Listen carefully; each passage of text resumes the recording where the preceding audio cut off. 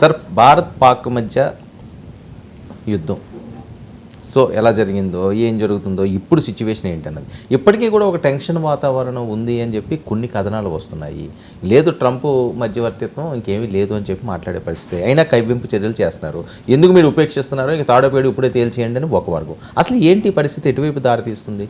నిజంగా చాలా విచిత్రమైన పరిస్థితి. దాని మీద మనం ఆ రోజు కూడా రాత్రి కూడా మనం మాట్లాడమే ఇవన్నీ ఎప్పుడు కూడా ఇది ఒక పూర్తి స్థాయిగా వెళ్ళకపోవచ్చు అనేది అయితే అందరి దృష్టిలో ఉంది. కానీ అది ట్రంప్ ద్వారా జరుగుతుంది, హఠాత్తుగా ట్రంప్ ఊడిపడి ముందుగా ప్రకటిస్తాడు అని ఎవరు ఊహించలేదు. ఎందుకంటే రెండు పెద్ద దేశాలు, అందులో ఈ భారతదేశానికి సంబంధించి మూడో పక్షం తృతీయ పక్షం ఉండదని ఎప్పుడు చెప్తూ వచ్చింది.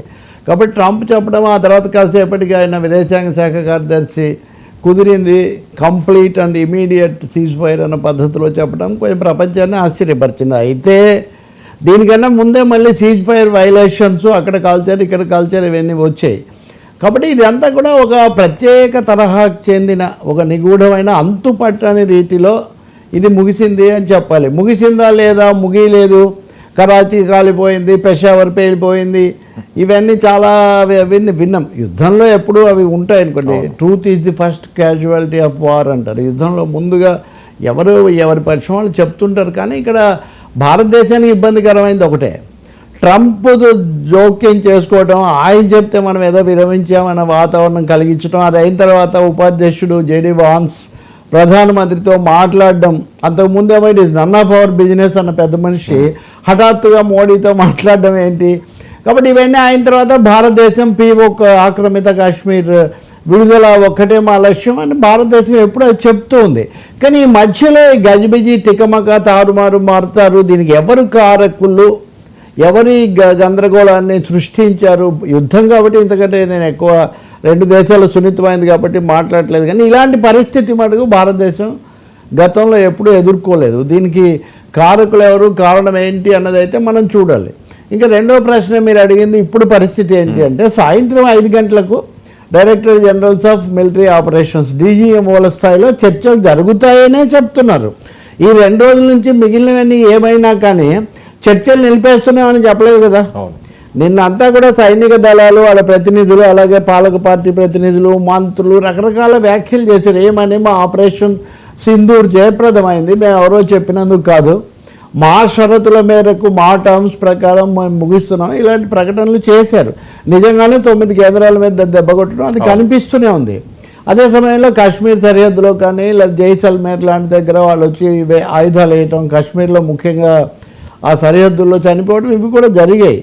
కాబట్టి రెండు దేశాలు వాళ్ళు చేసేవి, వాళ్ళు కూడా మేము కూడా ప్రతీకారం తీర్చుకున్నాం. ఇక్కడ పాకిస్తాన్కు ఫేస్ సేవింగ్ అంటారు చూడండి, పరువు నిలుపుకోవడం కోసం మేము కూడా ప్రతీకారం చేశాము అనే ఒక అవకాశం ఇచ్చి తర్వాత కాల్పుల విరమణ అనే ప్రతిపాదన అమెరికా ముందుకు తెచ్చినట్టు కనిపిస్తుంది. ఇక్కడ ఖచ్చితంగా ట్రంప్ కానీ ఆయన అడ్మినిస్ట్రేషన్ కానీ పాకిస్తాన్ను కాపాడే పాత్ర వహించాయన్నది చాలా స్పష్టం. మీరు చూడండి వర్మ, అంతగా గమనించలేదు కానీ జనం, అది అయిన తర్వాత ట్రంప్ నిన్న చేసిన ప్రకటన చూస్తే అసలు భారతీయులు కానీ లేకపోతే దీని మీద చాలా తీవ్ర స్థాయిలో అత్యుత్సాహంతో స్పందించిన వాళ్ళు కానీ జీర్ణం చేసుకోలేరు.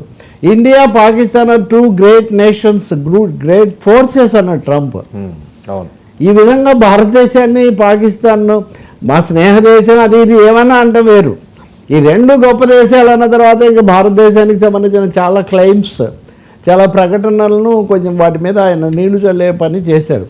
ఇందులో అమెరికా వ్యూహం ఏంటి అనేది ఒకటైతే, విశ్వ గురువుగా మారిన వాళ్ళం ఎందుకు విశ్వ శిష్యులుగా ఎందుకు అయిపోయాము అనే ఒక ప్రశ్న మటుకు భారతీయుల మెదడులను తొలచేసింది. ఎందుకు అది టారిఫ్ వార్ అయినా, అది మళ్ళీ వాణిజ్య చర్చలైనా, ఇప్పుడు ఇదైనా ఎందుకు ఒక్క మాట మీకెందుకు, ఉదాహరణగా ఇందిరాగాంధీ అప్పుడు నిక్సన్ అన్నప్పుడు, కానీ మొరార్జీ దేశాయ్ కూడా, ఇందిరాగాంధీ ఎందుకు, ఇందిరాగాంధీ ఓడిపోయి మొరార్జీ దేశాయ్ గెలిచాక అంటే మేము జనతా ప్రభుత్వం వచ్చినప్పుడు జిమ్మీ కార్టర్ భారతదేశానికి వచ్చాడు, అమెరికా అధ్యక్షుడు.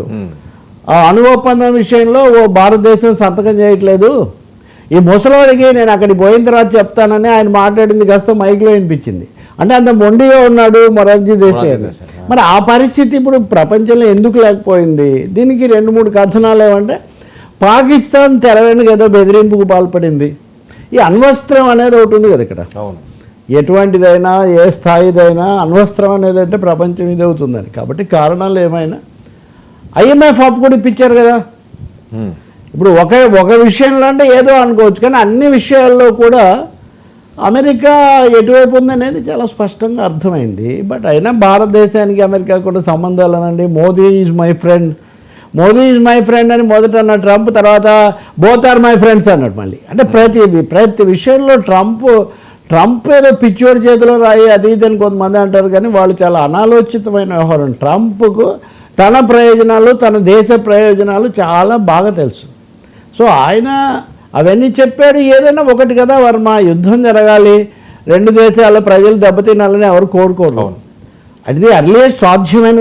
భారతదేశం కూడా కొంతమంది అంటారు, ఉదాహరణకు అసలు యుద్ధం జరిగిందా, యుద్ధం జరగలేదని ఎందుకు అంటారు, యుద్ధం అని. సరే, one battle doesn't make a war. A war consist of many battles, అంతే కదా. ఒక బ్యాటిల్ ఓడిపోతే యుద్ధం ఓడిపోయినట్టు కాదని చెప్తుంటారు. సో భారతదేశం టెర్రరిస్టులను హిట్ చేయడం అనే ఒక లక్ష్యంతో చేసింది. ఆ లక్ష్యంలో కొంత ముందుకు వచ్చింది. పాకిస్తాన్కు ఇంకా మనం ఏం చేసినా చెల్లుబాటు అవుతుందనే పరిస్థితి లేదని చెప్పింది. ఇంతవరకు జరిగింది.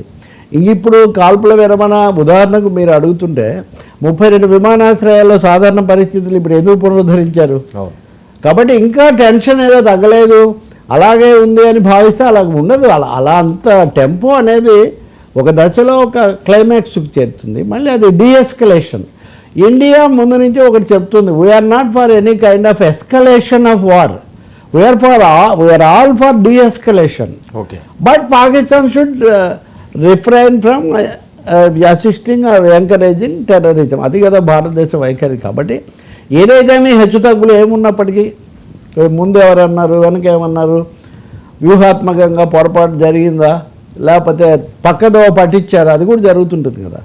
అనేవి ఏమున్నా కానీ శాంతి రావటము, పాకిస్తాన్ కొంత పాఠం చెప్పామనే పరిస్థితి రావటం, అదైతే స్వాగతించదగిందే. మీరేమన్నా